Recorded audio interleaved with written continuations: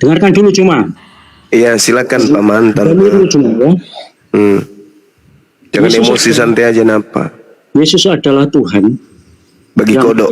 jadi manusia ini, ya, yang hadir di Israel itu tidak ada hubungannya dengan Islam yang muncul pada abad ke-7 di Arab. Betul. Memang nggak ada hubungannya. Oleh sebab itu, ya, oleh sebab itu tidak ada sudut pandang yang benar keberadaan Yesus dipandang menurut Islam. Ya, yang baru muncul 600 tahun setelah Yesus. Tidak ada sudut pandang yang benar. Mungkin si Juma hafal ayat Alkitab, oke. Tetapi si Juma menghafal ayat, mengerti ayat, dipahami menurut pikirannya yang terisi umat Islam pada abad ke-7 di Arab. Oke. Cukup, gantian. Cukup ya. Yesus itu juru selamat, bukan juru Kristen. Selamat dalam bahasa Ibrani itu shalom, sama dengan bahasa Islam. Jadi Yesus adalah juru Islam. Itu dulu yang Anda harus pahami. Sedangkan Kristen itu adalah pengikut Kristus. Nah, Yesus ini bukan juru Kristus, bukan. Yesus ini adalah juru selamat, juru shalom, salam, Islam. Kami umat Islam bangga dengan itu. Ya, ilmu cocok teologi. Sama dulu. Gantian kita dong. Gantian dong. Yesus itu kan juru selamat, bukan Yesus itu juru Kristus. Bukan juru Kristus Yesus itu, tapi juru Islam. Makanya dia itu melakukan prosesi ibadah, rutinitas ritualnya selayaknya kami Islam. Oke, sabar ya, sabar. Pegangan. Jadi gini, saudara. Kalau Kristen itu, sabar. Ilmu Anda itu masih setai gigi dari saya. Belum ada Kristen yang mampu menghadapi saya, melawan saya berbicara mengenai Bible. Paham? Diam dulu. Tak ajarin malam ini ya, mumpung masih ada nyawamu di dalam tubuhmu. Sabar. Yesus berkata, wassalamlah kepada Kristus. Di dalam Matius 24 nomor 5. Penyesat itu akan berkata, akulah Kristus. Berarti orang 4. Waspadalah kepada penyesat yang datang kepadamu dengan memakai nama Yesus dan berkata, akulah Kristus. Penyesat berkata, akulah Kristus. Berarti Kristen adalah pengikut penyesat yang bernama Kristus. Tepuk tangan dong, yang di bawah dong, tepuk tangan. Berbanggalah kalian wahai mu'allaf, karena kalian sudah meninggalkan si penyesat. Nah, sama dulu, sedikit lagi. Sehingga Yesus yang adalah nabi di tengah-tengah Bani Israel, dia datang mengaku dengan mulutnya sendiri kalau dirinya itu adalah anak manusia. Yohanes 1 nomor 51, langit terbelah dan malaikat naik turun menuju kepadaku yang adalah aku anak manusia. Tepuk tangan dong yang mu'alaf, tepuk tangan. Alhamdulillah kalian tinggalkan pengajaran, meninggalkan penyesat. Kemudian Kristus yang datang kepada Paulus di dalam Galatia 1 nomor 11, nomor 12. Nabinya, utusannya, rasulnya yaitu Paulus. Kristus sang penyesat berkata melalui rasulnya yaitu Paulus. Apa katanya? Paulus katakan kepada pengikutmu, kamu menerima Injil bukan dari manusia, tetapi dari Kristus. Bukan dari manusia, berarti bukan dari anak Maria, tapi dari penyesat yang mengaku Kristus. Itulah yang Kristen sembah. Islam datang kemudian mewaraskan orang-orang Kristen yang masih mau kemudian waras. Silakan Anda bantah. Yang kamu sembah adalah Kristus, makanya kamu Kristen. Sedangkan Yesus itu Muslim, dia adalah orang saleh. Ibrani 5 nomor 7. Dalam keadaannya sebagai manusia, Yesus telah mempersembahkan doa yang sungguh-sungguh kepada Tuhannya. Dan karena kesolehannya, doa Yesus dikabulkan. Yesus orang saleh. Yesus bukan orang Nasrani, Kristen, bukan. Yang orang Kristen itu yang Kristus tuh, yang penyesat itu. Silakan bantah saya pakai ilmu, pakai dalil. Terima kasih Bang Juma. Ya, jangan lupa cebok Bang ya. Ya, Anda Ya. benar tapi keblinger. Nah, ya, mengapa keblinger? Kamu sudah memframing ayat-ayat Alkitab menurut otakmu yang terus itu tadi sudah saya katakan loh ya, Yesus yang hadir pada abad pertama itu tidak ada hubungannya dengan Islam yang muncul pada abad ke-7 di Arab. Maka tidak ada sudut itu menurut Islam. Begitu loh Bang, cuma yang saya kasihi di dalam Cup, jangan nangis, jangan nangis. Bantah tentang Kristus yang kau sembah itu, silakan. ini Bang Cuma ya. Ya, silakan Bang. Oh, Bang Cuma Ya, silakan Bang Christian, penyembah Kristus, silakan. Nah, saya bacakan di dalam Yohanes 20 ayat 18 sampai 31 ya. Oh, siap. Maksudnya Injil ini dicatat ya. Ya, Memang masih banyak tanda lain yang dibuat Yesus di depan mata murid-muridnya yang Bani tidak Israel. dalam kitab ini. Tetapi semuanya yang tercantum di sini telah dicatat supaya kamu percaya bahwa Yesuslah Mesias. Mesias artinya juru selamat. Selamat.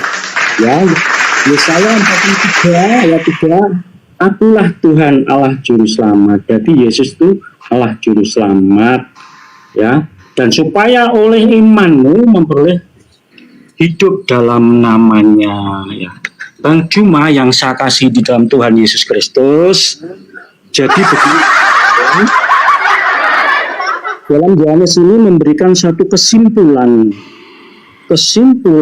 tentang maksud Injil ditulis. Artinya begini Bang, jikalau Yesus bukan Tuhan juru selamat manusia, maka tidak ada Injil yang ditulis tentang Yesus. Ini perhatikan baik-baik ya. Saya ulang lagi, jikalau Yesus bukan Tuhan juru selamat, maka tidak ada Injil atau tidak ada kitab perjanjian baru Bang. Oleh karena Yesus adalah juru selamat, maka ditulislah misi Yesus ini ke dunia ini. Tujuannya apa Bang? Supaya yang dicatat ini, ditulis ini bisa disampaikan kepada umat di seluruh dunia bahwa Yesus itu adalah juru selamat. Oleh sebab itu Bang, kalau saudaraku muslim yang saya kasih ini sering comot-comot ayat perjanjian baru untuk menunjukkan seperti katakan Bang Juma, Yesus bukan Tuhan dan sebagainya, pokoknya bukan Tuhan. Itu sebenarnya seperti penumpang gelap Bang yang mengacak-ngacak. Wong backgroundnya munculnya ayat kitab ini loh, didasarkan Yesus dulu selamat gitu loh Bang. Maka saudaraku muslim seperti Bang Juma tuh hebat, hafal ayat. Saya tuh nggak hafal loh Bang, tapi Bang Juma hebat hafal. Karena begitu hafalnya kan Bang Juma dapat cuan banyak. Cukup, jangan curhat, Cuman curhat. Tapi Udah diam, tak ajarin lagi. Udah diam, duduk yang erat ya, jangan gemeteran. Jadi gini, saudara penyembah Kristus.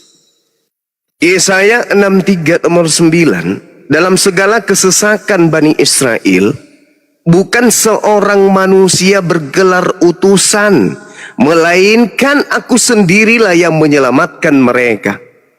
Tuhan sendiri yang menyelamatkan. Makanya Yesus yang adalah nabi, yang datang ke tengah-tengah Bani Israel muridnya, bukan ke Kristen ya. Kristen ini kan penumpang gelap.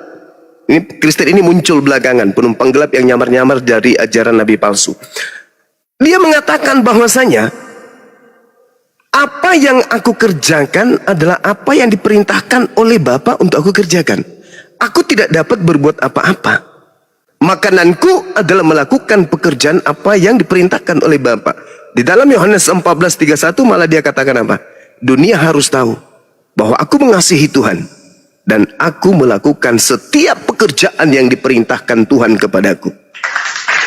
Yesus yang adalah nabi adalah oknum yang diajarkan kemudian kepada Bani Israel untuk diimani sebagai rasul. bukan diimani seperti Tuhan, seperti layaknya ajaran Kristen yang muncul belakangan dari nabi palsu tadi. Kemudian yang perlu saudara pahami adalah Yesus ketika datang di tengah Bani Israel nih, Anda boleh lihat di dalam Kisah Para Rasul 2 nomor 22.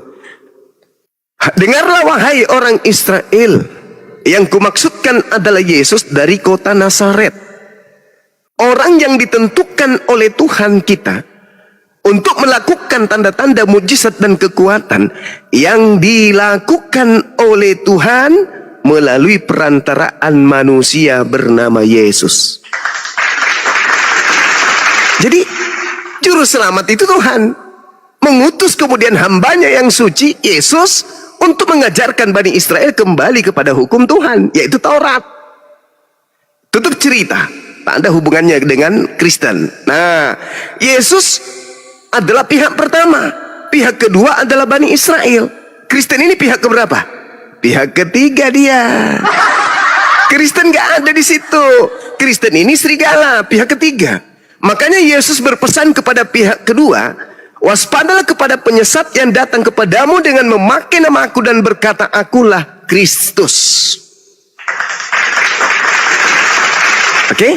Nah, kemudian ketika nasihat Yesus ini tergenapi, muncul Paulus in the gang, mengajarkan bertemu dengan Kristus di padang gurun, Kristus di dalam bilik. Pergilah Paulus ini kemudian kepada pihak kedua. Tapi kemudian pihak kedua menolak. Siapa lo?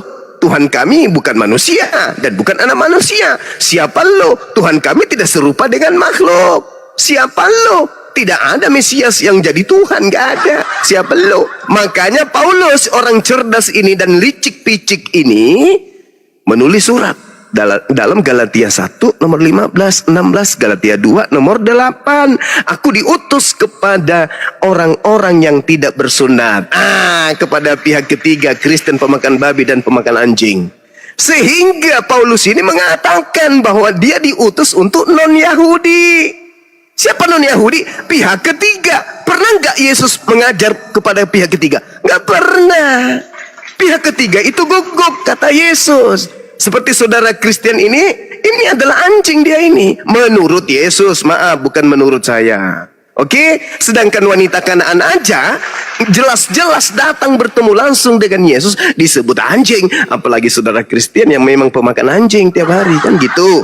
Jadi saudara, saya masih kembali kepada tema. Kristen artinya pengikut Kristus. Kristus ini adalah oknum penyesat yang Yesus Nabi yang datang kepada Bani Israel nubuatkan. Waspadalah kepada Kristus palsu. Waspadalah kepada Kristus palsu. Coba Anda baca dalam Matius 24 nomor 24. Sebab Kristus palsu dan Kristus palsu dan juga nabi-nabi palsu akan datang dan banyak melakukan mujizat sekiranya mungkin menyesatkan banyak orang dan orang-orang pilihan juga. Saya ulang, Matius 24 nomor 24. Yesus berpesan kepada pihak kedua muridnya agar waspada kepada Kristus palsu. Ada enggak kemudian di luar pihak kedua ini pengikut Kristus? Ada, namanya Karisteng. Kristus yang mana yang diikuti oleh Kristen? Kristus palsu. Karena ada dua Kristus. Kristus asli adalah junjungan Bani Israel, yang murid-muridnya yang melakukan Torah. Dan Kristus palsu yang pengikutnya adalah pemakan babi, pemakan anjing, tidak bersunat, ibadah minggu, menyembah manusia, bla bla bla dan seterusnya. Itulah Karisteng.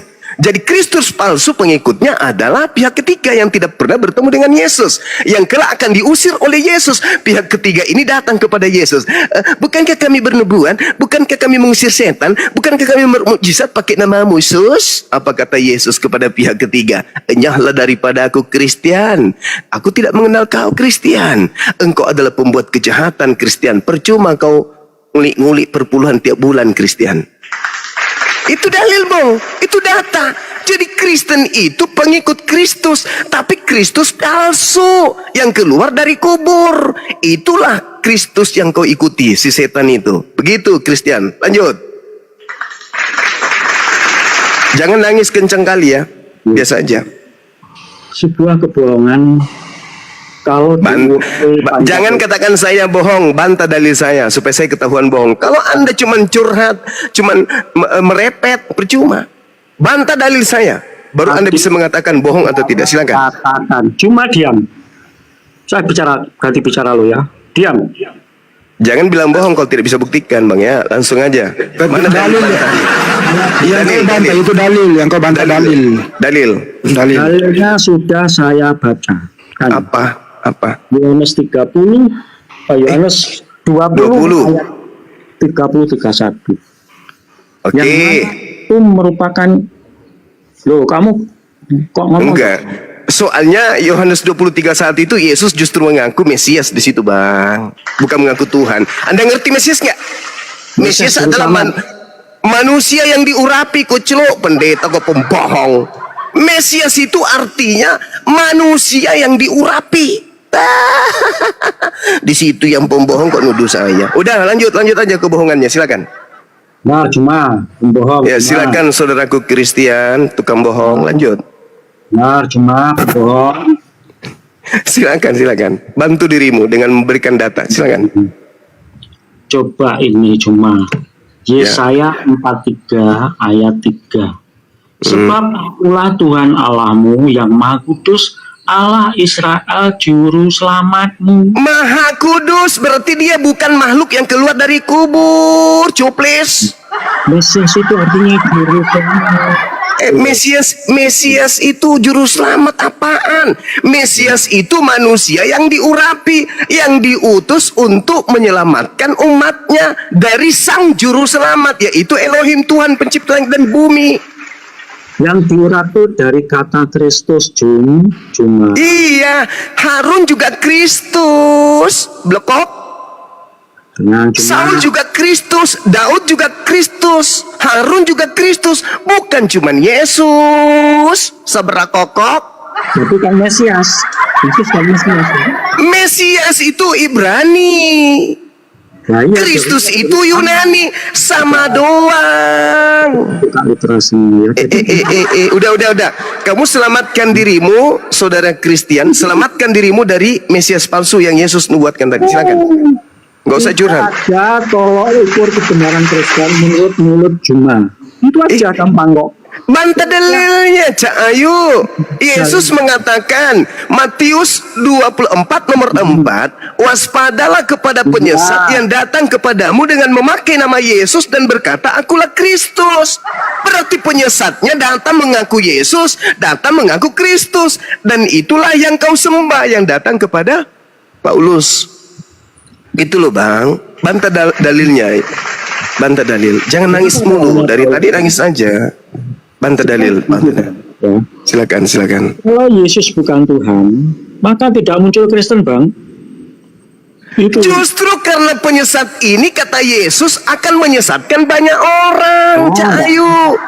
Matius 24 nomor 5, Kristus tersebut, hei saudara, Kristus tersebut akan menyesatkan banyak orang. Matius 24 nomor 5. Kalau Yesus itu pembohong, boleh saja Kristus itu tak ada dan Kristen ini nggak ada, atau orang yang banyak ini tidak ada, disesatkan. Tapi Yesus itu kan harus dipercaya. Menurut Yesus akan datang Kristus palsu dan menyesatkan banyak orang. Kalau bukan Kristen dan bukan yang datang kepada pendiri Kristen, lalu Kristus palsu itu mana? Dan orang banyak yang disesatkan itu mana? Kan cuma Kristen. Setelah itu, sadarilah, saya di sini dengan teman-teman bukan mau menghina, merendahkan, enggak. Mau meluruskan kalian, mengangkat derajat kalian yang tadinya nyembah setan menjadi kepada menyembah Tuhannya setan. Hanya kepada dia saja engkau harus berbakti, kata Yesus. Enyahlah daripadaku. Itu kata Yesus tuh. Hanya kepada dia saja. Allah saja. Jangan kepada Yesus, Cak Ayu. Kristus palsu yang kau sembah itu akan ditunjang nanti sama Yesus ke neraka. Ayo. Bantah dalilnya. Jangan serang pribadi saya. Bantah dalilnya. Intinya gini aja, Bang. Apa itu? Bisa saya katakan gitu. Iya. Bang ini kan Muslim, Islam. Agamanya baru muncul 600 tahun setelah Yesus. Yesus itu orang soleh. Yes, Astagfirullahaladzim, ya Allah ya Karim. Ya, Bang. Yesus itu Muslim. Malah kamu takut toh saya ngomong. Bukan. Yesus itu Muslim. Coba Anda baca Yohanes 14:31. Ini cocokmologi ini.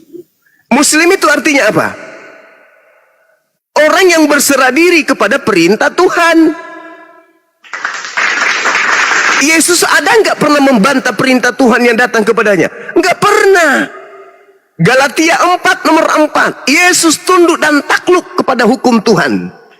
Muslim dia. Kamu itu kafir, ingkar kepada perintah Tuhan. Kamu hanya ikut kepada perintah iblis. Makanya Yesus berkata dalam Yohanes 8:44, iblislah yang menjadi bapakmu, sebab kamu mau melakukan keinginan bapakmu. Apa keinginan bapak? Apa keinginan iblis? Membunuh Yesus. Barang siapa yang mau membunuh Yesus dan mengimani pembunuhan terhadap Yesus sebagai jalan keselamatan, dia adalah penyembah iblis. Kata siapa? Kata Yesus. Di mana dalilnya?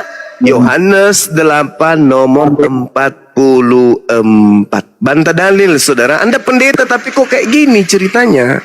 Pendeta kok kayak unyu-unyu? Ya. Kayak anak sekolah minggu ente ini, kawan. Masalahnya dalilnya gini loh, Bang. Dalilnya kamu pelintir menurut otakmu. Mana yang saya pelintir? Coba tunjukkan. Makanya saya bilang bahas dalil. Ya sayang, kamu ngomong ke saya nyembah iblis itu mana dalilnya? Coba, ayo. Yesus sendiri berkata, waspadalah kepada penyesat yang datang kepadamu dengan memaki nama Yesus dan berkata, akulah Kristus. Nah, terus seperti apa contohnya? Coba. Ayo. Dari buahnya kau dapat melihat mereka. Buahnya Memanggil aku Tuhan. Bernubuat pakai namaku, bermujizat pakai namaku, mengusir setan pakai namaku. Dan pada saat itulah orang-orang ini, aku akan berkata kepadanya, enyahlah daripadaku kalian semua pembuat kejahatan. Aku tidak mengenal kalian. Matius 7 nomor 22-23. Lu mau kemana? Ayo, mau kemana? Itu maknanya apa ya itu? Itu maknanya tanda-tanda dari nabi palsu, pengikutnya kamu bisa lihat. Memanggil aku Tuhan, bermujizat pakai namaku, mengusir setan pakai namaku, bernubuat pakai namaku. Pada hari itulah aku akan berterus terang kepada mereka, enyahlah daripadaku kalian semua adalah pembuat kejahatan. Aku tidak mengenal engkau. Itu ucapan Yesus, kawan. Bukan ucapan saya. Akibat kamu menuhankan Allah yang bukan Tuhan. Akhirnya pemahamannya ayat begitu dulu ya. Kenapa larinya ke situ, Cak Ayu? Yesus itu hormat dan tunduk kepada pencipta alam semesta yang maha suci, maha tinggi. Matius 7, Bang. Itu artinya justru menunjukkan Yesus adalah Tuhan. Nenekmu kiper, mana ada? Kamu baca kemudian. Dulu dong. Ya, silakan. Kamu potong. Jangan emosi. Tenang. Oke, saya diam. Jangan emosi, santai aja. Akibat kamu menuhankan Allah yang sebenarnya bukan Tuhan, memang memahami Alkitab. Dari mana kamu mengatakan Allah bukan Tuhan?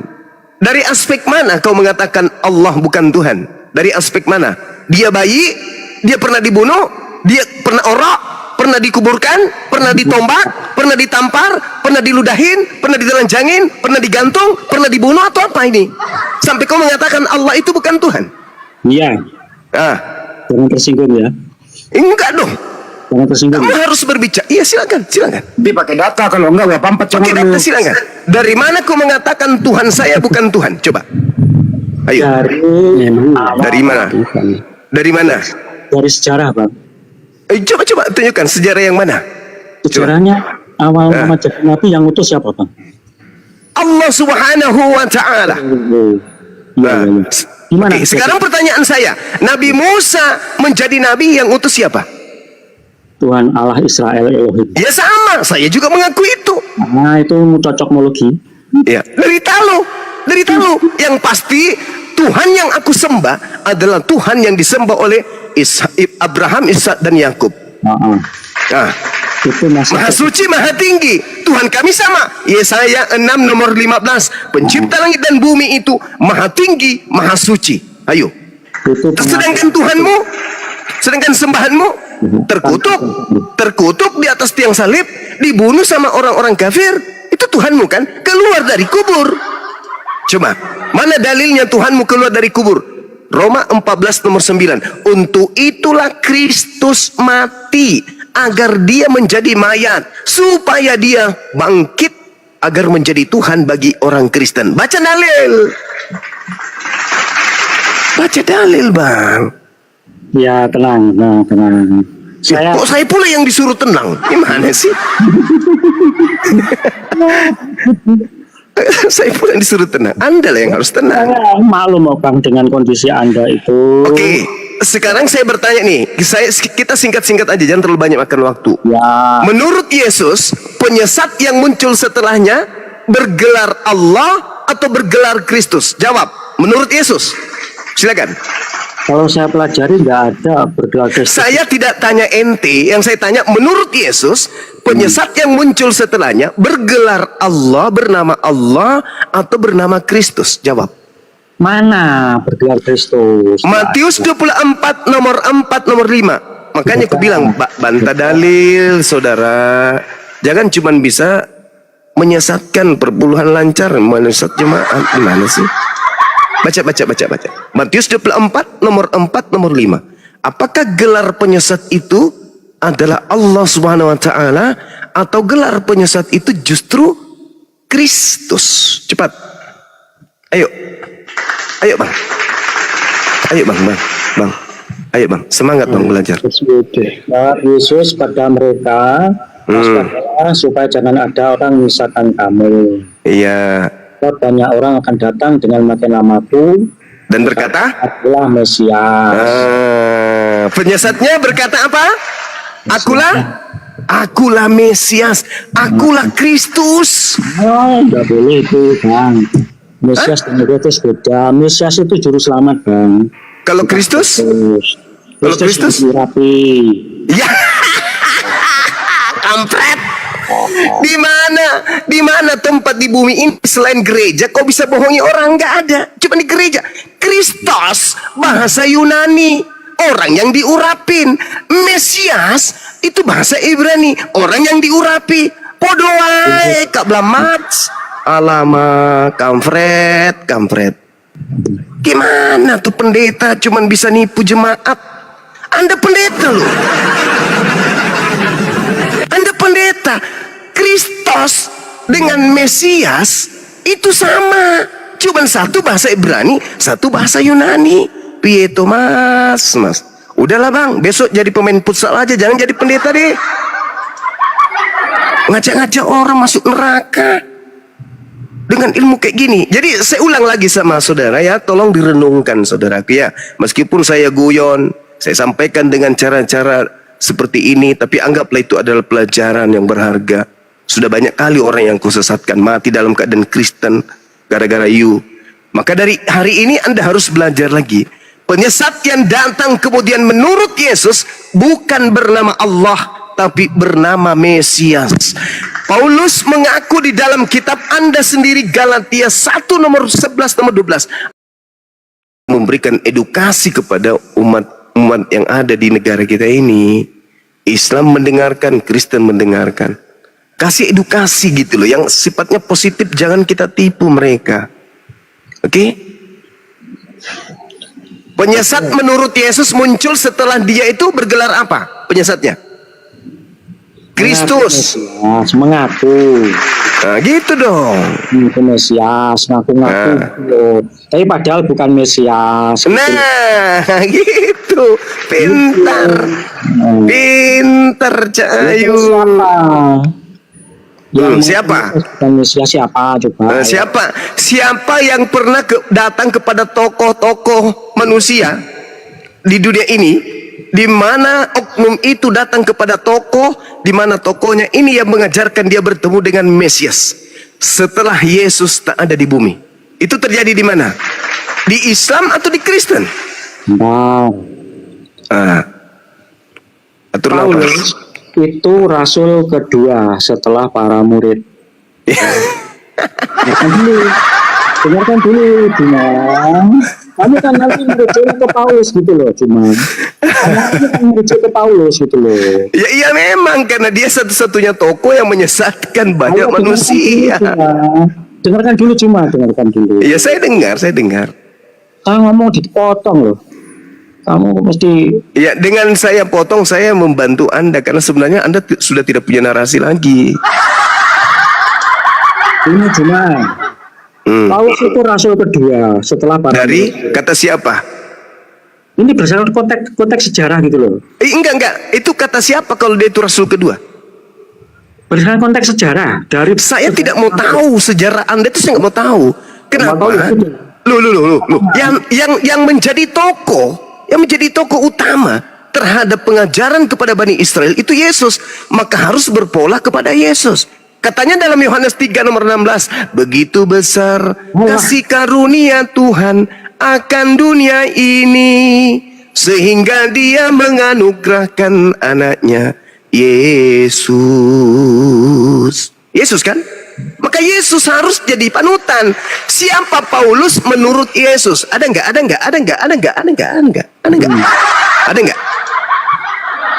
Kata Yesus, Paulus adalah. Oh, sudah cuma. Hah? Kata Yesus, Paulus adalah. Dengarkan. Nah, silakan. Kamu banyak ngomong supaya kelihatan benar gitu loh, Kang. Enggak, pertanyaan saya menolong Anda loh. Kalau saya diam, Anda malu. Anda mau ngomong apa? Contoh nih. Kutanya ya, dengarkan. Ini kita disimak nih, banyak orang nih. Ribuan orang yang menyaksikan kita. Dengarkan. Menurut Yesus, Paulus itu adalah teng-teng. Silakan Anda jawab, saya diam.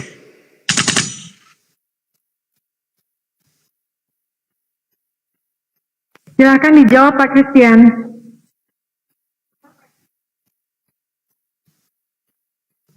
Inna lillahi wa inna ilaihi raji'un.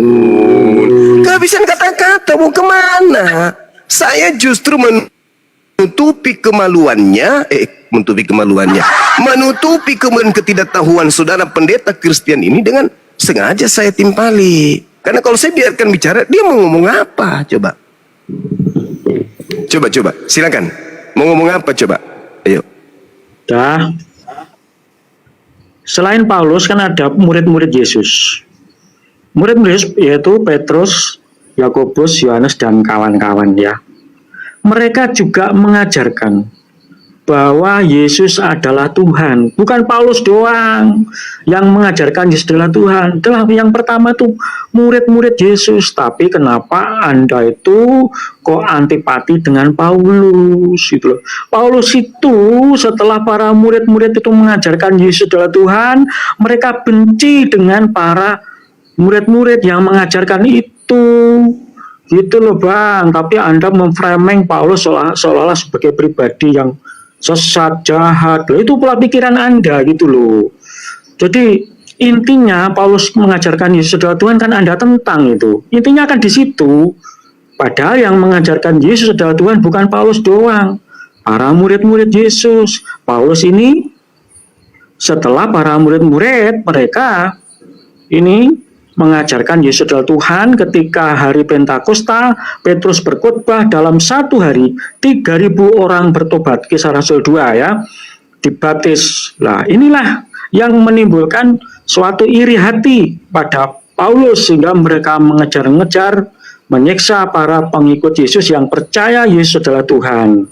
Tapi dalam proses pengajarannya dia ke Damsyik, akhirnya dia mengalami perjumpaan penglihatan dengan Yesus, akhirnya dia bertobat, terima Yesus dalam hidupnya, dari orang jahat jadi baik, dan dari orang yang melawan ajaran Yesus, dia menyebarkan Yesus adalah Tuhan. Jadi kebanyakan Muslim itu memusuhi Paulus karena mengajarkan Yesus adalah Tuhan. Padahal yang pertama kali mengajarkan itu para murid-muridnya Bang Jumat. Jadi kalau mau adil, para murid-muridnya itu juga sama dengan Paulus, mereka sama. Tapi kenapa yang di framing itu Paulus doang, dengan berbagai asumsi, narasi, Paulus itu begini, begitu, tidak punya silsilah, yang apa, nggak jelas latar belakangnya. Thread itu adalah framing-framing yang dibuat oleh Juma yang kelihatannya supaya benar begitu. Udah, ini rendah kali narasinya. Bukan cuman Paulus, Zuma, murid-murid juga, Zuma. Hei, saudara itu dibayar jemaat, harusnya menghabiskan waktu untuk belajar. Justru penyesat ini menyesatkan murid-murid pilihan juga. Dalilnya jelas di dalam Matius 24 nomor 24. Waspadalah, sebab Kristus palsu dan nabi palsu akan datang dan melakukan banyak mujizat, sekiranya mungkin menyesatkan murid-murid pilihan juga. Belajar dong, jangan karena keasikan perpuluhan, banyak tebal dompet, wah banyak yang percaya kebohongan saya ini, nggak usah belajar, yang penting jemaat percaya sama. Jangan kayak gitulah, hidup ini singkat bro, besok juga mati, pertanggungjawabkan orang, ratusan orang kamu sesatkan. Kalau Anda mengatakan murid-muridnya juga bla bla, ingat, di dalam Kisah Para Rasul nomor 15, Kisah Para Rasul 21 nomor 15 sampai nomor 26, Anda baca satu perikop di sana. Bagaimana Paulus bertaubat dari mengajarkan agama Kristen. Baca, catat kalau saya ngomong, catat. Kisah Para Rasul 21 nomor 15 sampai nomor 26, Paulus bertaubat dari mengajarkan agama Kristen. Ketika dia pulang ke Yerusalem, Paulus bertaubat. Paulus mentahirkan diri, dan bahkan Paulus mempersembahkan persembahan kurban seperti yang dilakukan oleh Nabi Musa. Belajar dong. Kemudian Anda mengatakan bahwa orang-orang Yahudi suka sama Paulus. Waduh, Kisah Para Rasul 24 nomor 5, orang-orang Yahudi teriak, inilah dia Paulus, sang penyakit sampar yang telah menyesatkan orang-orang Yahudi di seluruh dunia beradab. Dan dia, Paulus ini adalah tokoh dari Karisteng. Tolonglah, belajarlah. Minimal Anda tidak menyesatkan orang lagi lah. Hentikan itu menyesatkan orang lain. Jadi sekali lagi saya katakan kepada saudara, sabar dulu bang, sabar dulu. Setannya jangan keluar dulu. Suruh setannya tinggal di situ biar kuceramai pakai Bible. Jadi Yesus berkata, waspadalah kepada penyesat yang datang dengan memakai nama Yesus dan berkata, akulah Mesias. Apa itu? Artinya bahwa Yesus sudah menubuatkan kepada muridnya agar waspada, karena akan datang kemudian Yesus palsu dan mengaku akulah Yesus. Nah, Paulus ketika ke Damsik, padang gurun menuju Damsik, apa kata Paulus? Siapakah engkau Tuhan? Akulah Yesus yang kau aniaya. Siapa itu yang datang? Siapa yang datang itu? Yang datang kepada Paulus itu siapa? Sebagai Kristen hanya didoktrin itu adalah Yesus sebagaimana kata siapa itu Yesus, kata siapa? Di dalam Matius 24 nomor 23 Yesus berkata, jadi apabila ada orang berkata ada Yesus di sini, jangan kau pergi di sana, atau ada Yesus di sana, jangan kau percaya. Sebab Yesus sudah ulang-ulang, sebab Mesias palsu dan nabi palsu akan muncul dan melakukan banyak mukjizat dan menyesatkan banyak orang, bahkan orang-orang pilihan juga. Camkanlah, aku sudah mengatakannya terlebih dahulu kepadamu. Jadi apabila ada orang berkata ada Yesus di padang gurun, ada Yesus di dalam bilik penjara, jangan kau percaya. Sebab aku Yesus, kedatanganku yang kedua sama seperti cahaya yang bersinar terlontar cahayanya dari timur sampai ke barat.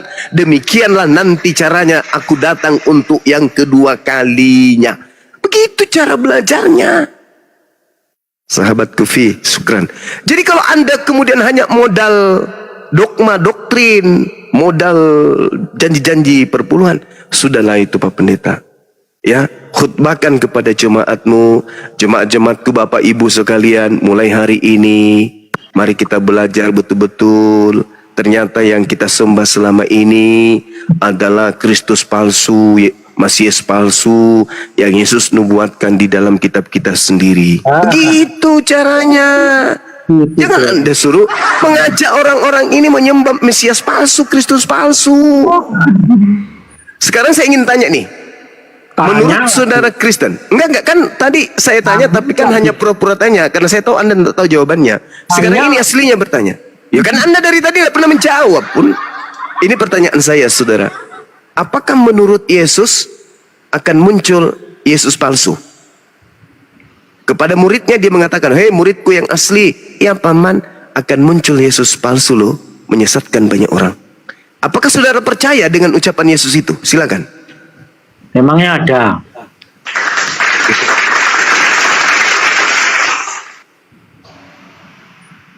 Ya, emang ada toh. Ucapan Yesus itu Anda nggak percaya gitu? Ya, ada enggak? Yesus palsu mana? Mana? Ada. Kalau tidak ada berarti Yesus bohong. Mana yang betul? Loh. Sekarang tunjukkan aja ucapan Yesus itu enggak? Enggak. Pertanyaan saya sebelum ke situ, pertanyaan saya, apakah Anda percaya bahwa Yesus pernah berkata agar murid-muridnya waspada disebabkan karena akan muncul penyesat mengaku Yesus dan berkata akulah Mesias? Apakah Anda percaya tentang itu? Percaya, ya. Percaya. Berarti Anda mempercayai akan munculnya Yesus palsu, betul? Oke, boleh. Kalau Yesus palsunya bukan yang datang kepada Paulus, tolong tunjukkan Yesus yang palsu itu datang kepada siapa dan mana orang-orang banyak yang telah disesatkan itu. Silakan. Oke. Tadi sudah saya katakan, yang mengajarkan Yesus adalah Tuhan, bukan Paulus saja. Saudara, itu udah tamat kita. Kita udah tinggalkan itu. Sekarang yang kita Anda sudah mengakui. Sabar. Saya nggak mau ikuti irama Anda yang semakin hari semakin blok. Dengar, saudara, dengar. Tadi kita sudah sepakat ada Mesias palsu dan ada korban banyak yang disesatkan oleh Mesias palsu. Oke, bukan Kristen menurut saudara, bukan Paulus menurut saudara. Pertanyaan saya, kalau Anda percaya dengan nubuatan Yesus tersebut, tunjukkan Yesus palsunya datang kepada siapa dan apa nama kelompok orang banyak yang disesatkan oleh Mesias palsu itu. Jawab.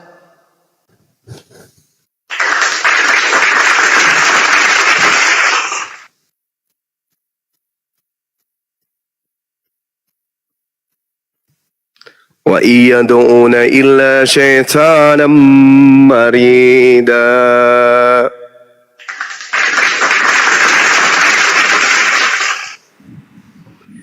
Oke, cuma saya jawab dulu ya.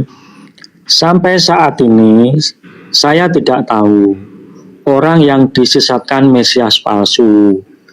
Dan Paulus itu bukan Mesias palsu. Sebab apa yang diajarkan Paulus sama juga yang diajarkan oleh para murid-murid Yesus. Dari kehidupan Paulus, perubahan hidupnya dari orang jahat jadi baik itu mencerminkan karakter Kristus, pribadi Kristus.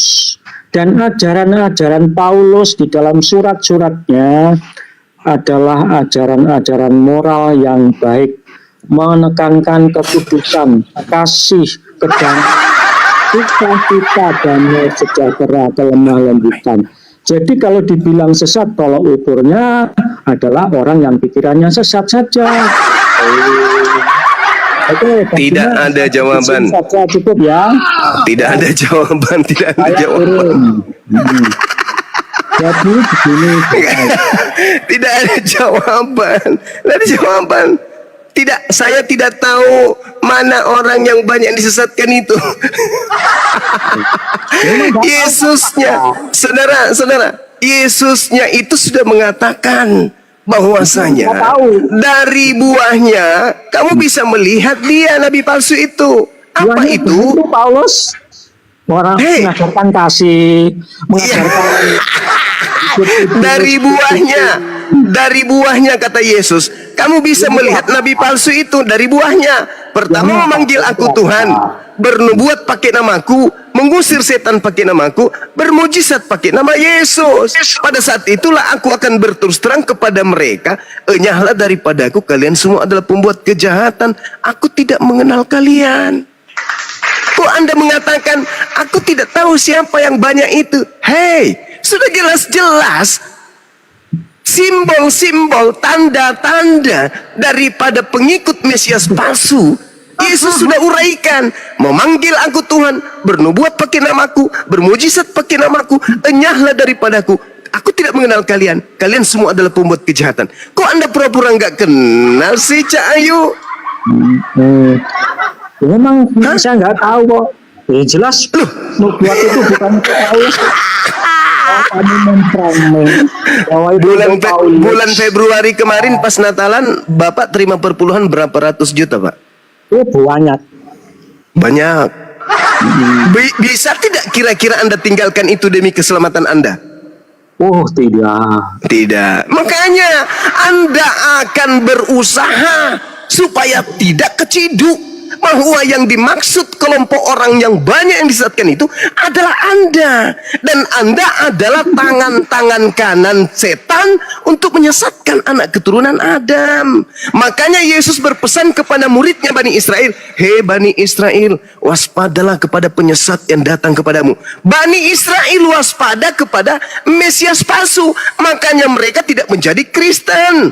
Coba lucunya kan ya, Yesusnya ada di Yerusalem, pusat kekristenan adanya di Roma. Nyambung nggak? Nyambung nggak? Nggak nyambung. Oh, nggak nyambung. Iyalah. Soalnya Yesus aslinya adanya di Palestina. Adanya di Yerusalem. Yesus yang palsu berkreasi dan berkarya itu di Roma, Vatikan, lalu kemudian menyebar ke seluruh penjuru bumi. Begitu, Cak Kangkung. Berhentilah itu perpuluhan, berhenti. Mending pulang kampung, beli cangkul, Anda tanam singkong. Daripada Anda banyak duit tapi menyesatkan banyak orang. Udahlah Bang, udah. Mending beli cangkul. Atau paling bagus beli linggis. Banyak ruko-ruko tutup kalau malam itu bisa, banyak isinya di dalam. Oh, hebat cuma kamu ya. Daripada Anda menyesatkan banyak orang, Anda akan mempertanggungjawabkan di hadapan Tuhan nanti. Kalau Anda cuma bermodalkan linggis, banyak Alfamart tutup kalau malam, Anda bisa manfaatkan. Yang masuk neraka cuma Anda sendiri. Tidak ada yang nuntut, aku masuk neraka karena Bapak ini. Enggak. Tapi kalau Anda modal linggis, Anda sendiri yang berdosa. Tapi kalau Anda modal mulut di depan mimbar, banyak orang yang Anda sesatkan. Kasihan mereka, Pak.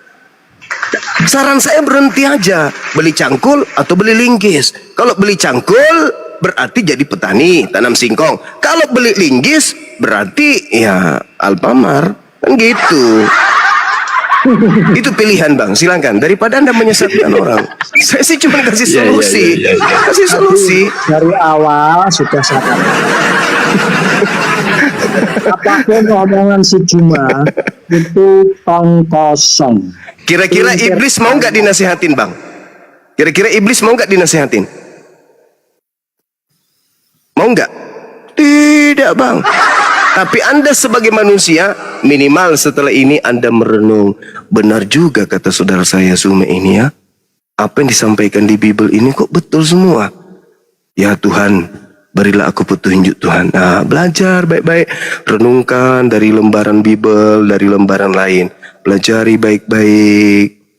Tak ada gunanya kita kaya raya Bang, tapi hidup dikekal nanti neraka. Untuk apa? Untuk apa banyak duit? Iya toh? Untuk apa banyak duit tapi hidup singkat? Paling kalau saya hitung-hitung, Anda hidup di dunia paling sisa 2 hari 3 hari. Tobat, kamu pun masih ada kesempatan. Daripada di kehidupan berikutnya kekal neraka. Gitu Bang. Loh, Yesus mengatakan, enyahlah daripadaku, kalian semua adalah pembuat kejahatan. Kemana perginya pembuat kejahatan? Baca Matius 13 nomor 50. Pembuat kejahatan dilemparkan ke dalam api neraka yang menyala-nyala, kekal di dalamnya. Innal ladzina kafaru min ahlil kitabi wal musyrikina fi nari jahannam khalidina fiha ulaika hum syarrul bariyah.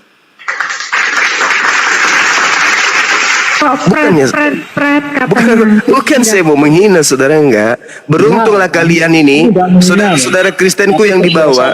Beruntunglah kalian yang hidup di zaman para apologet Islam itu pada berlahiran di mana-mana. Karena mereka lah, dari mulut-mulut mereka lah ini kalian mendapatkan petunjuk. Dari mereka memutar balikan kebenaran. Oh enggak, silakan Anda uji apa yang saya sampaikan dengan isi Bible Anda habis ini.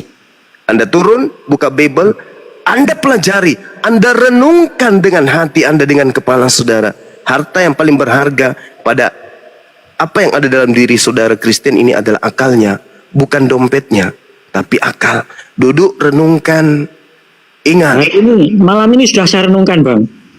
Tahu perenungan saya? Apa tuh? Apa? Renungan saya, isi Bible tidak bisa dipahami menurut pola pikir si Juma yang pikirannya diisi. Ya sudahlah, itu hanya ucapan kesombongan. Dalam hati abang, dalam pikiran abang, apa yang disampaikan Bang Sumai ini betul. Saya percaya itu. Anda orang Indonesia kan? Meskipun Anda selama ini penyembah Kristus, tapi Anda orang Indonesia, Anda makan tempe, Anda makan tahu, pasti ada sisi di dalam kepala Anda, sinar cahaya kebenaran, sehingga Anda akan mengiyakan apa yang saya sampaikan. Cuman Anda malu untuk mengatakan itu. Tidak ada yang malu. Ya, jangan sombong, saudaraku, jangan sombong.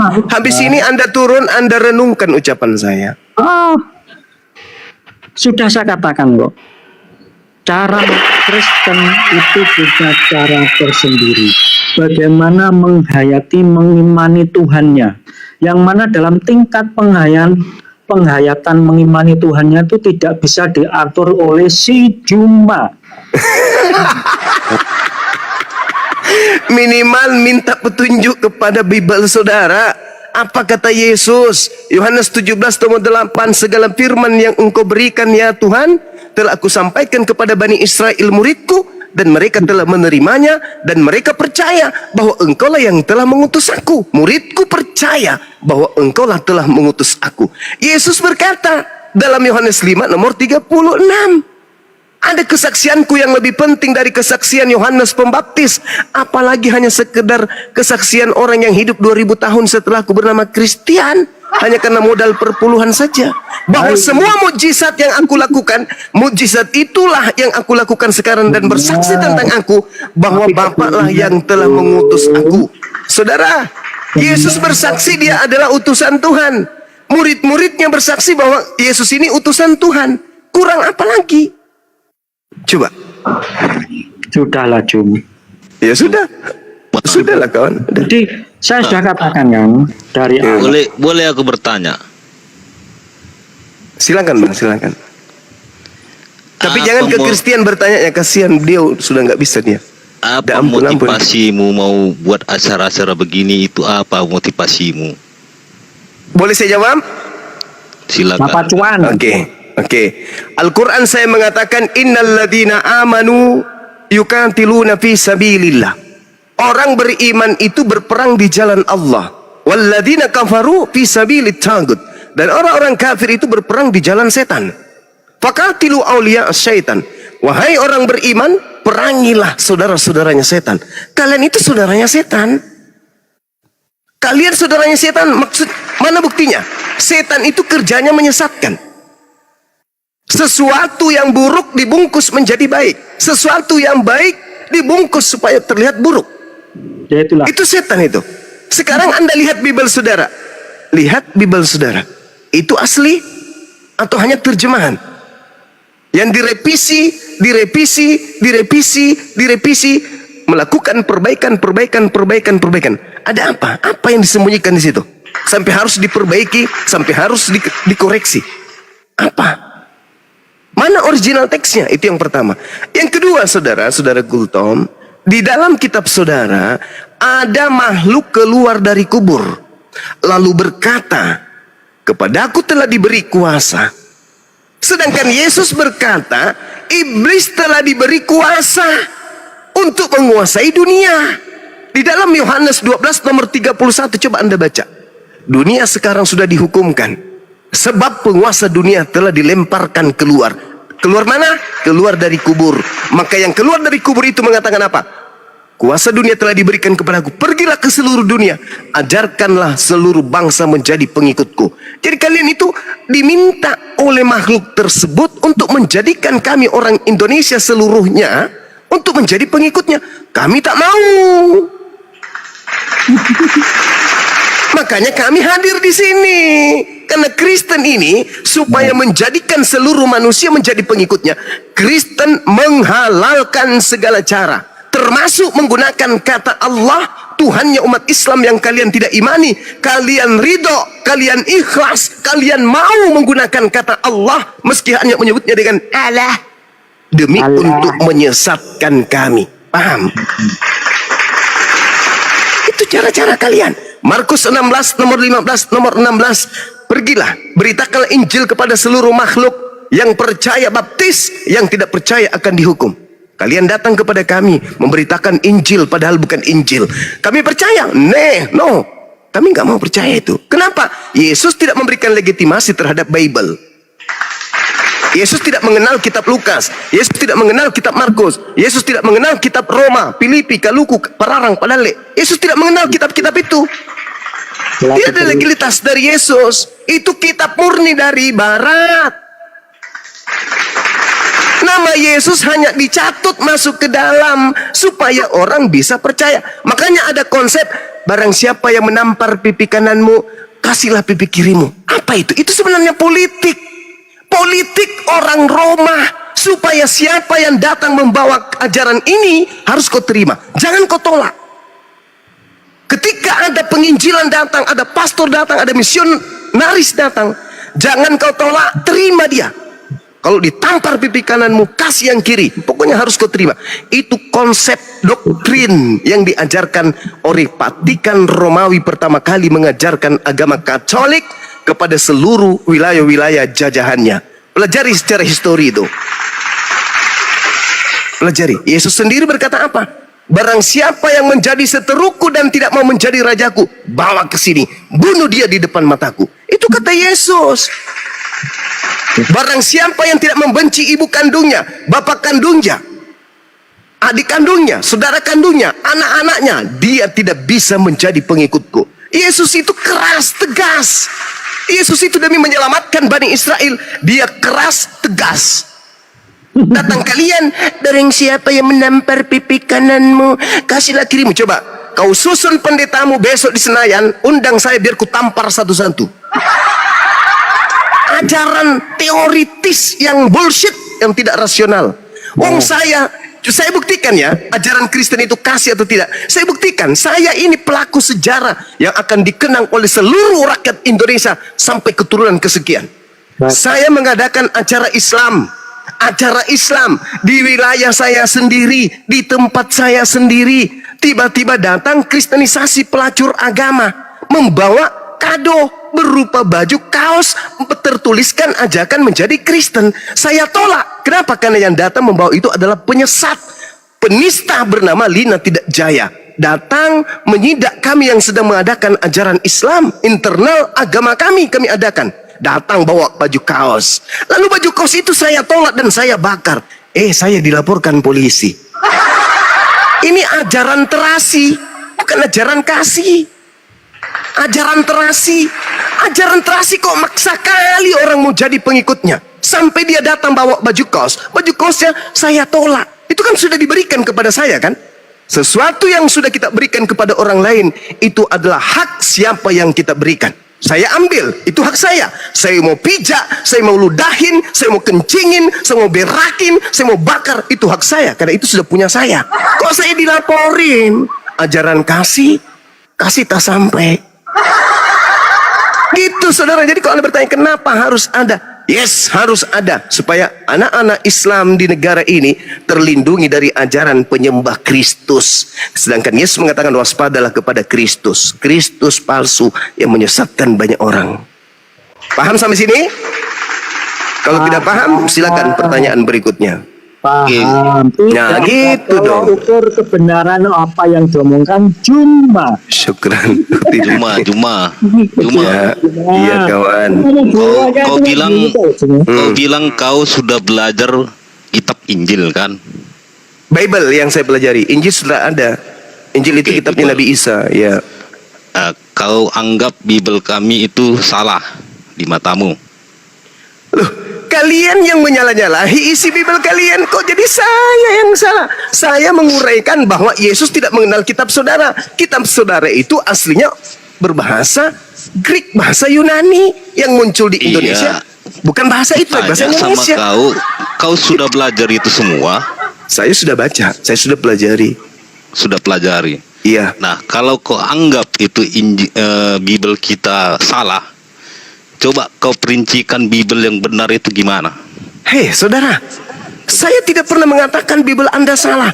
Dari dulu-dulu saya sudah mengatakan Bible Kristen itu benar. Benar-benar bukan firman Tuhan.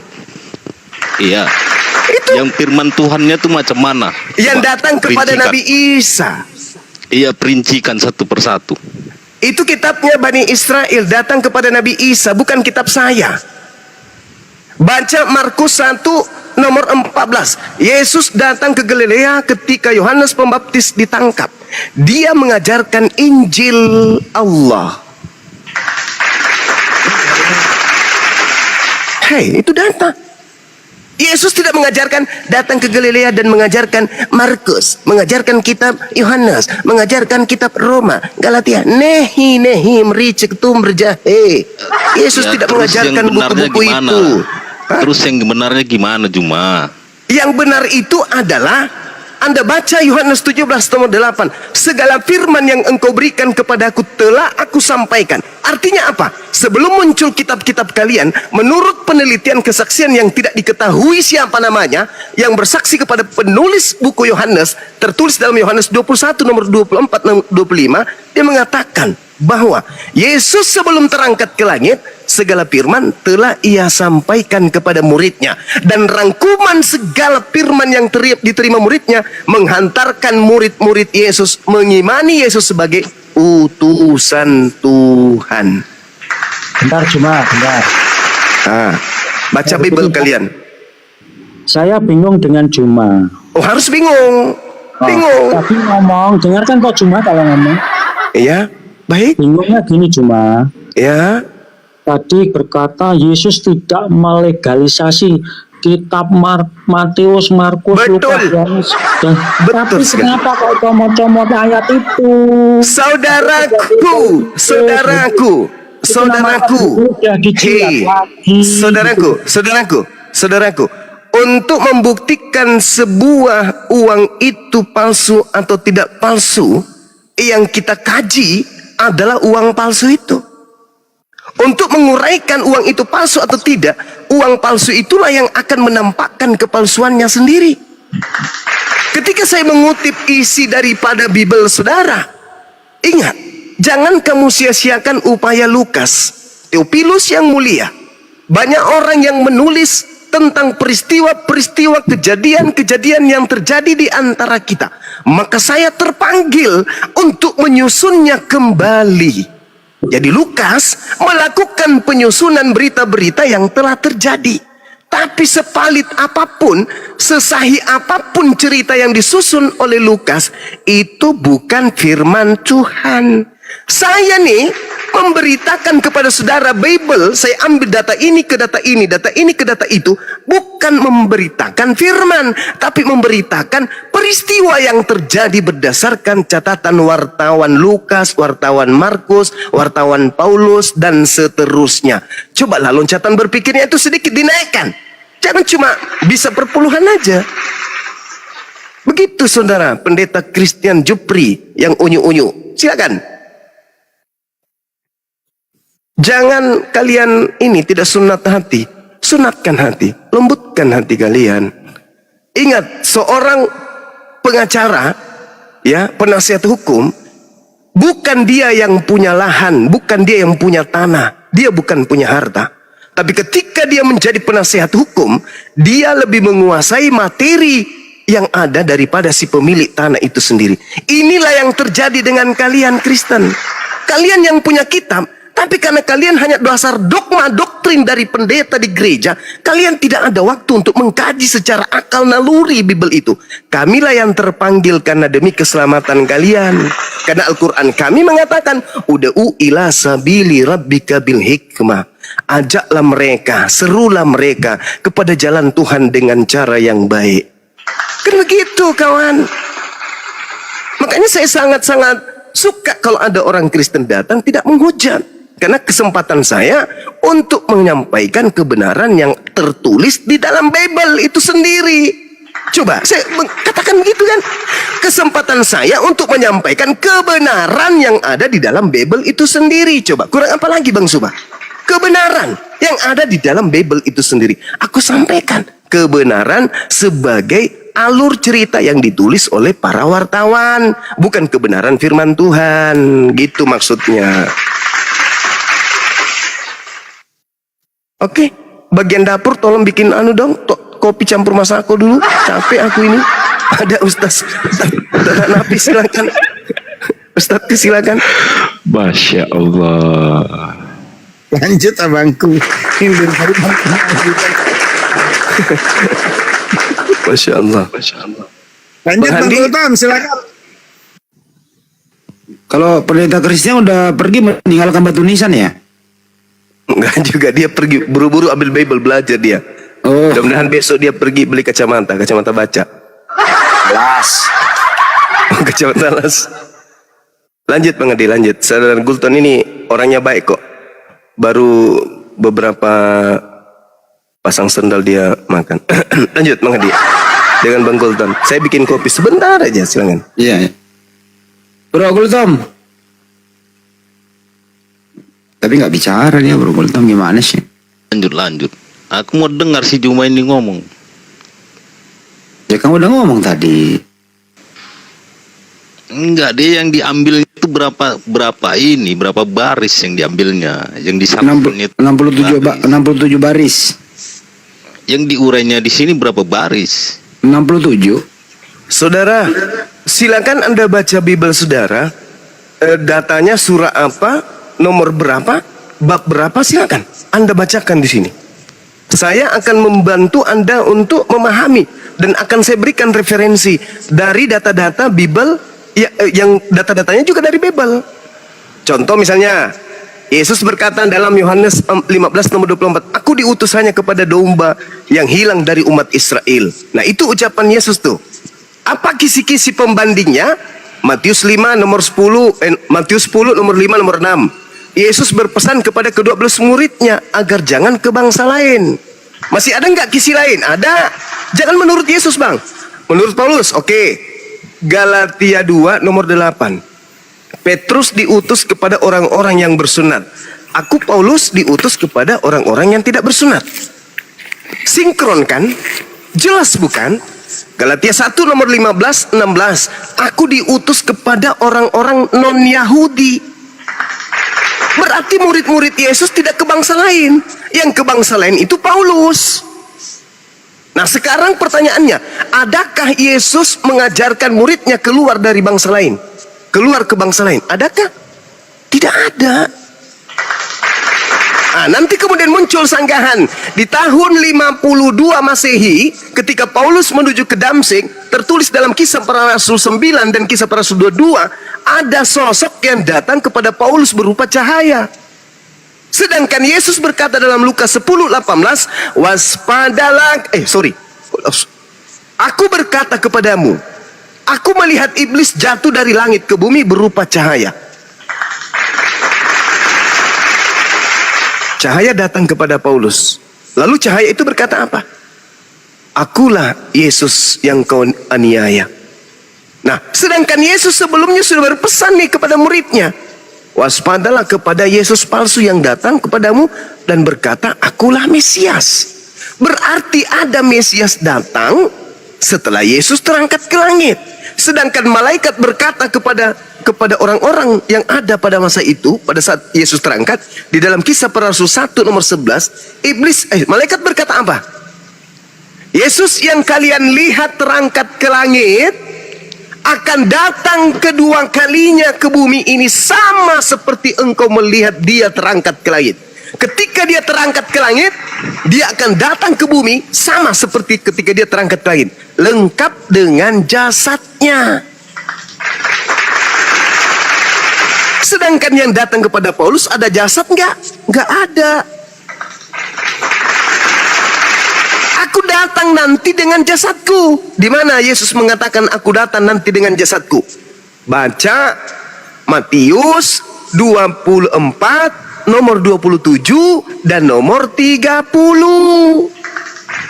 Makanya dia mengatakan, kalau ada yang berkata ada Yesus di sini, ada Yesus di sana, jangan kau percaya, sebab aku datang ke bumi, kedatanganku nanti sebagai anak manusia lengkap dengan jasad. Jadi kalau ada yang berkata Yesus ada di sini, Yesus ada di sana, aku bermimpi bertemu Yesus, aku melihat Yesus kemudian di atas Ka'bah, pada saat aku tahajud, aku sujud, aku mendengarkan ada bisikan, itu bukan aku. Sebab kedatanganku yang kedua nanti, aku akan turun dari langit sebagai anak manusia diiringi oleh malaikat-malaikat, dan seluruh manusia yang ada di atas bumi akan bertekuk lutut.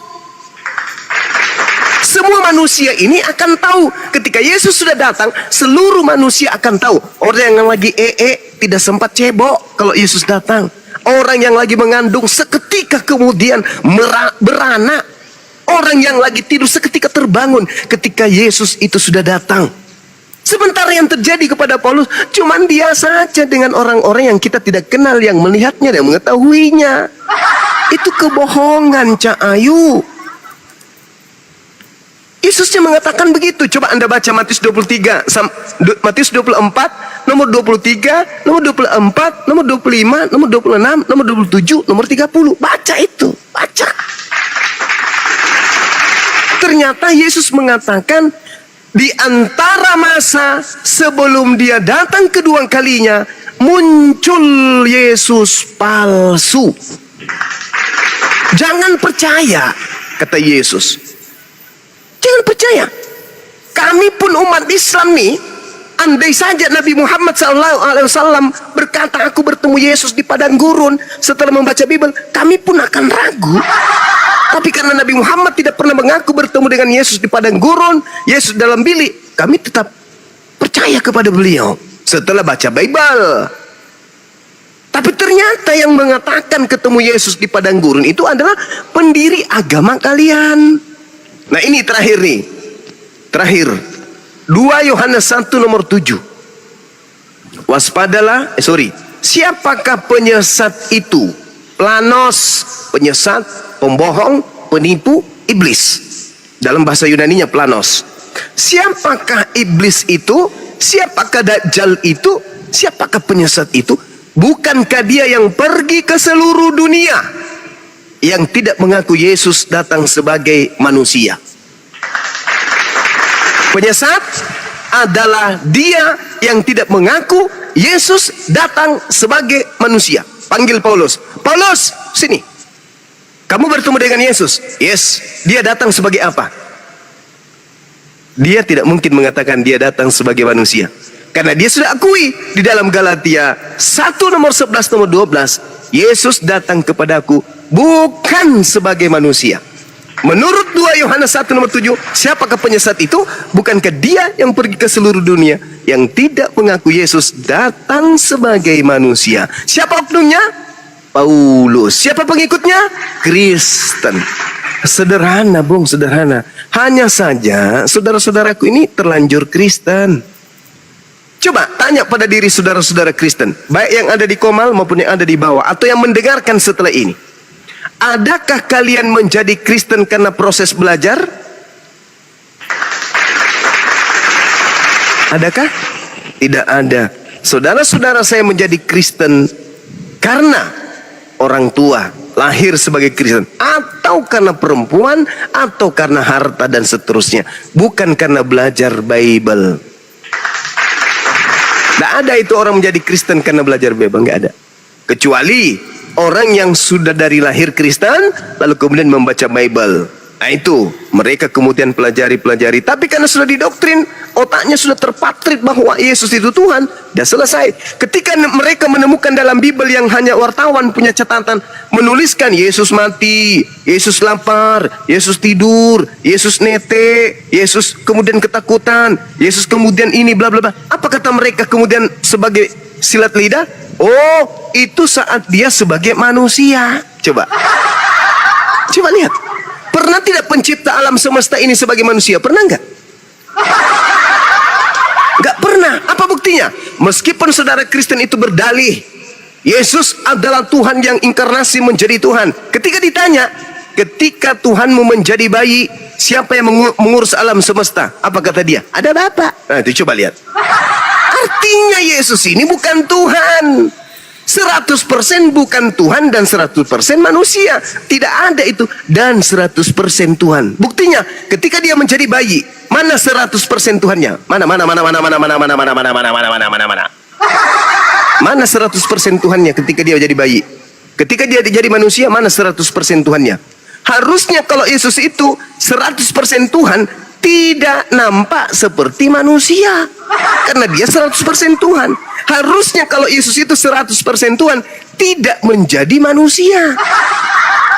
Karena dia 100% Tuhan. Harusnya ketika dia 100% Tuhan, dia tidak menjadi makhluk. Buktinya dia makhluk, buktinya dia manusia, buktinya dia mati. Berarti dia 100% makhluk dan 100% bukan Tuhan. Nah itu baru betul. Saya kira begitu, saudara. Silakan Bang Handi, mudah-mudahan saudara kita ini bisa tercerahkan. Silakan. Ya, selamat malam. Bang Gultom gimana? Ada sesuatu yang tidak ingin disampaikan? Bang Gultom? Selamat malam. Iya malam. Malam. Oke. Boleh saya sedikit bicara? Banyak apa-apa, Bang. Banyak. Silakan Pak. Boleh. Oke. Anda Muslim apa Kristen? Smart. Saya Kristen. Oh ya, Saya silakan. Kristen. Cuma ini saya bilang sama kamu ya. Kalau dibilang diangkat seorang pendongeng yang paling pintar, kamulah namanya. Kamulah pendongeng yang paling pintar di dunia, bukan di Indonesia aja. Sekarang kamu setelah menarasikan Yesus kami, saya mau tanya sama kamu. Sebagai umat Muslim, apa yang bisa kamu banggakan dengan Al-Quranmu? Muhammad kamu, apa yang kamu banggakan dengan dia? Dia mengawinin anak kecil.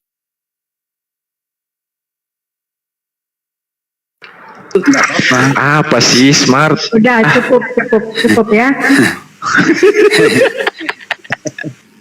Yang Bang Juma bisa menjawab itu? Mudah. Ya silakan. Yang pertama nih dari Bible. Orang yang selamat mendapatkan hidup kekal menurut Bible adalah percaya bahwa yang mengutus Yesus itu satu-satunya Tuhan. Saya dulu yang bicara, jangan congok. Dan Yesus itu sebagai utusan Tuhan. Lulus Bisa saya. disematkan sebagai Lulus saya, nggak apa-apa. Anda mengatakan saya pembohong, Kamu pendongeng. boleh, silakan aja, silakan, apa-apa, tidak masalah. Al-Quran saya mengatakan innal ladzina qalu rabbunallah tsumma istaqamu.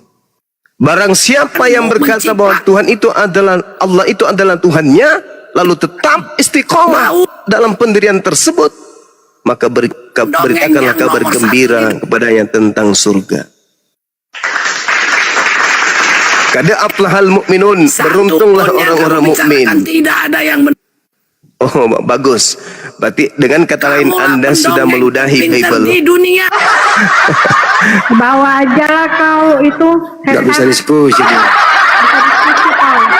Dengan kata lain Anda meludahi Bible. Yang saya jelaskan tadi itu Bible. Harusnya naik ke sini, Bang. Bang Suma, kamu keliru. Di Bible saya itu tidak kayak gitu loh. Ini loh yang betul, ini loh yang benar. Bible saya itu mengarahkan begini. Jangan nyerang pribadi, Karena yang saya sampaikan itu adalah isi Bible berdasarkan Al-Quran. Wa iyad'una illa syaitanan marida. Ya kan? Yang mereka sembah itu adalah setan yang durhaka, setan yang terkutuk.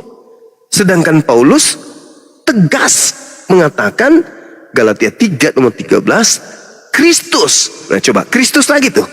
Kristus kan yang dikatakan, bukan Yesus kan?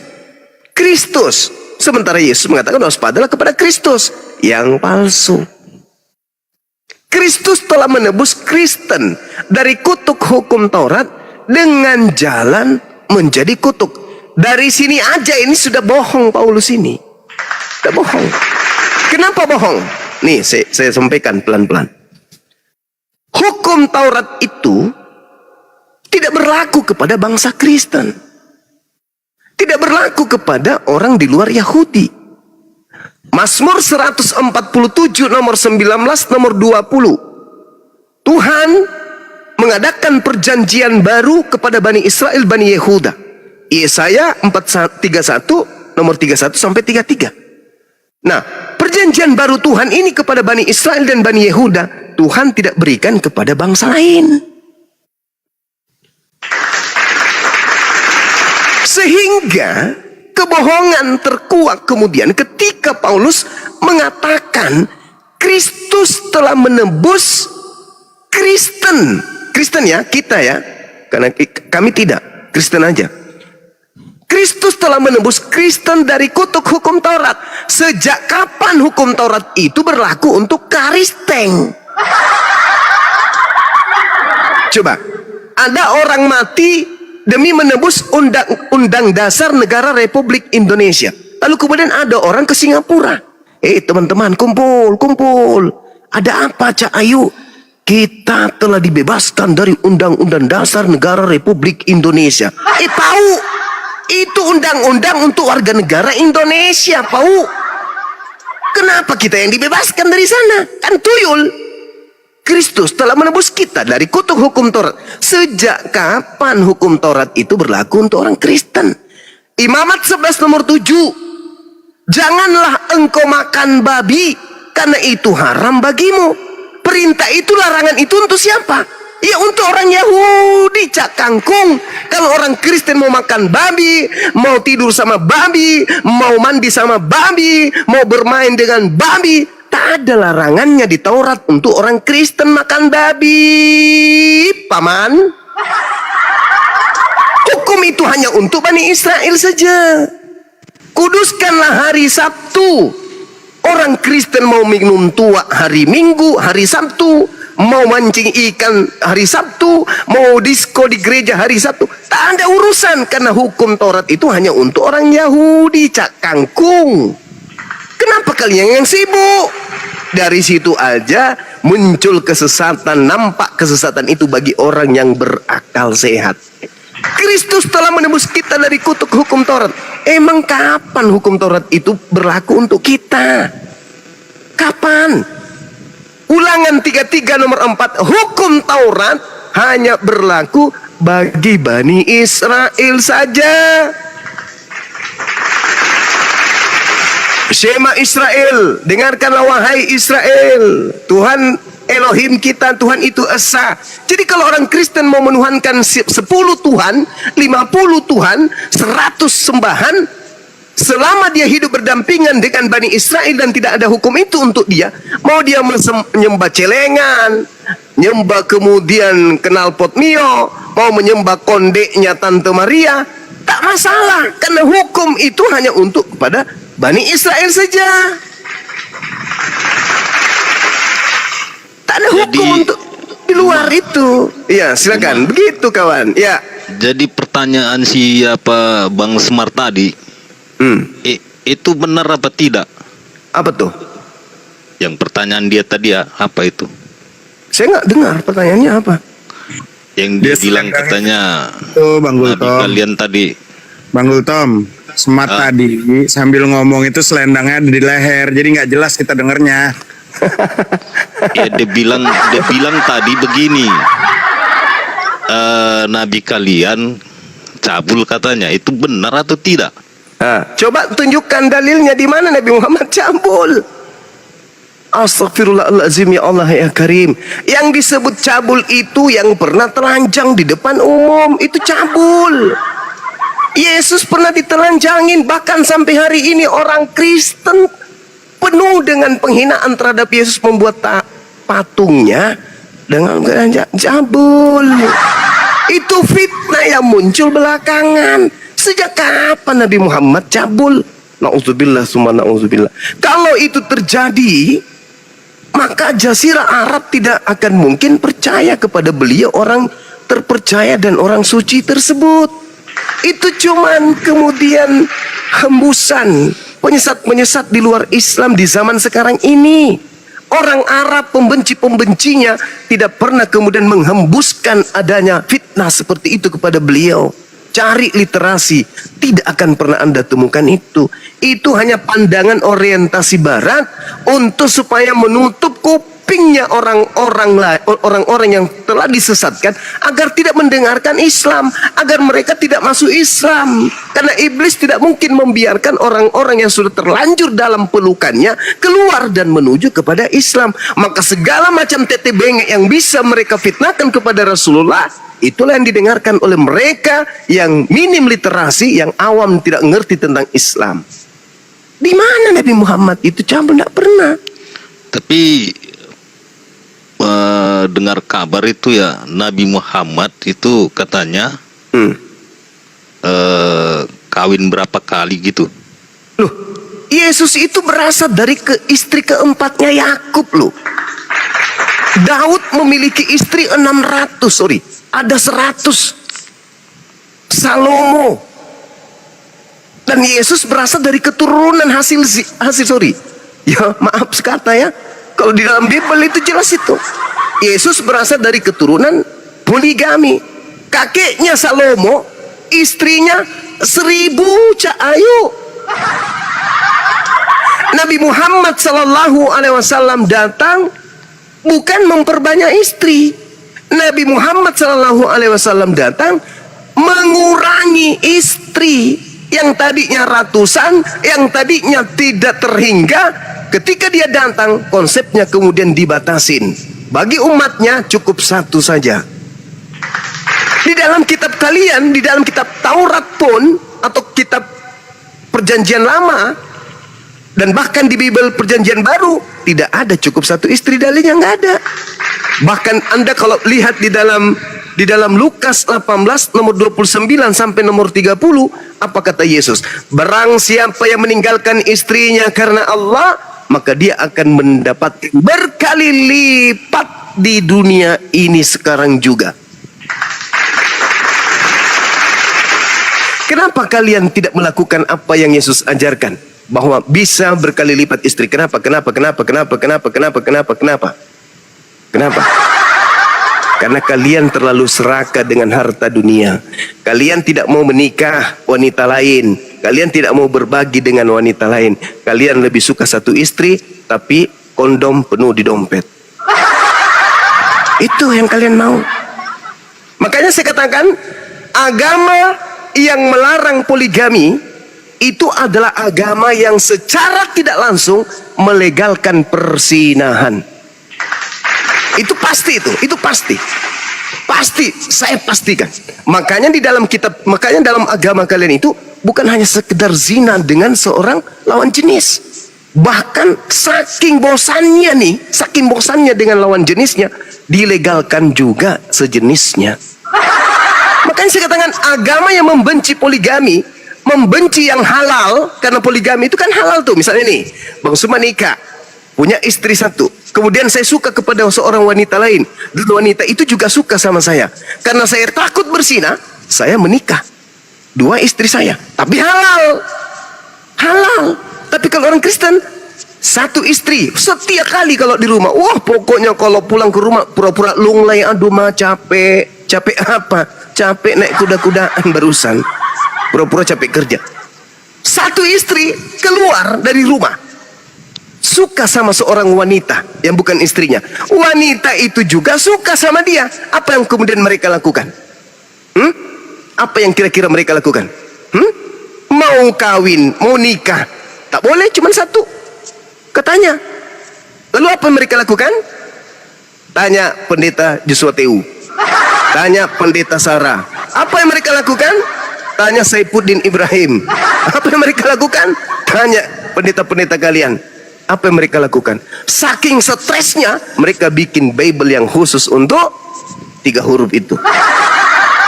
Coba. Jadi agama yang membenci poligami itu adalah agama yang secara tidak langsung melegalkan persinahan. Jangan munafik deh. Jangan munafik. Kalau kami di Islam, kami suka kepada wanita lain, kami mampu adil, kami boleh menikah, halal. Tapi kalau di kalian, tidak boleh menikah lagi, cukup 1. Apa yang kalian lakukan? Kira-kira? Hehehe, cuman pandang-pandangan. Hehehe, cuman lirik-lirikan. Tidak mungkin, mustahil. Mustahil.